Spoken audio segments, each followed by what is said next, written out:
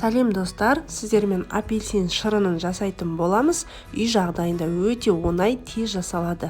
Жасап көріңіздер, өте дәмді болып шығады. Ұнап жатса, лайк басып, комментарий қалдырыңыздар. Бізге 3 апельсин қажет болады. Сыртын жақсылап жуамыз, шеттерін алып тастаймыз, ортасындағы артық сүйектерінен ажыратып, осылай алып тастаймыз. Одан кейін жақсылап барлығын ұсақтап турап аламыз 3 апельсинімізді. Одан кейін барып, егерде сіздерде измельчитель немесе блендер болмаса, ет тартқыш машинкамен тартуға болады. Мен Kenwood машинканың осындай измельчитель насадкасы бар, соған салып, қазір машинкаға тартып аламын. Апельсиндерді осылайна измельчительға тартып алам, жақсылап езіп, пюре сияқты жасап аламыз.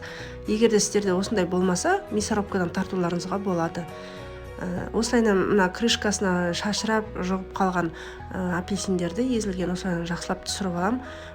Пышағынан осылайна жақсылап силиконовый лопаткамен осылай барлығын түсіріп аламыз. Бізде осындай езілген пюре сияқты болып шығады.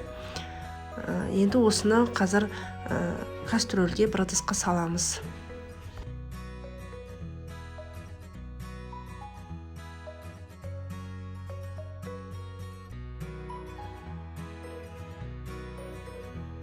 Езілген апельсиндерді осылайна жақсылап үлкендеу ыдысқа салып аламыз. Үлкен кастрөлге салдым да, оның үстінен су құйдым. Яғни 2 литр су құямыз. Жаңағы 3 апельсинімізден 5 литр сок шығу қажет. Осылайна жақсылап апельсинмен суды араластырып езіп аламыз. Егерде суыңыз жылы болған болса, холодильникке осы күйінде 2 сағатқа қойып қойсаңыз болады. Мен холодильникке қойып қойдым, 1 сағаттай алып шықтым да, енді осыны сүземіз. Яғни мен осында 53-ке құйып отырып, ожаумен жақсылап сүзіп алдым. Егерде сізде марлы болса, марлымен де сүзсеңіз болады. Осылай жақсылап сүзіп аламыз. Одан кейін міне осындай шырын пайда болды. Бізде осы суды қайтадан үлкен кастрөлімізге құямыз. Одан кейін оның үстіне қант саламыз. Одан кейін лимон согын сығамыз. Егер лимон согы болмаса, лимон қышқылын да салуға болады. Мен лимон согын қысып, қазір саламын. Яғни жарты лимонның суы жеткілікті. Әйтпесе, біздің соғымыз қышқыл болып кетуі мүмкін.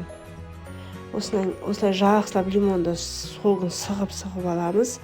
Одан кейін жақсылап лопатамызбен немесе ошаумен араластырамыз. Одан кейін барып осының үстінен қалған суымызды құямыз. Яғни дәміне қарап отырып, егерде қосқан қантымыз көп болса, онда суды тағы да құюға болады. Менде жалпы 5 литр су кетті. Сонда 3 апельсиннен 5 литр сок шығады. Жасап көріңіздер, өте дәмді болып шығады. Дәмі маған ұнады. Балаларыма да ұнады. Бір күннің ішінде осы сокты ішіп тауысты.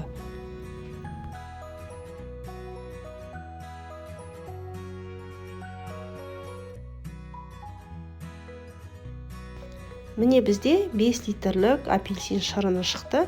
Осындай үлкендеу кастрөлге арнайы жасадым. 5 литрлік кастрөлге араластыру үшін, су бәрі сыйып тұру үшін жақсылап.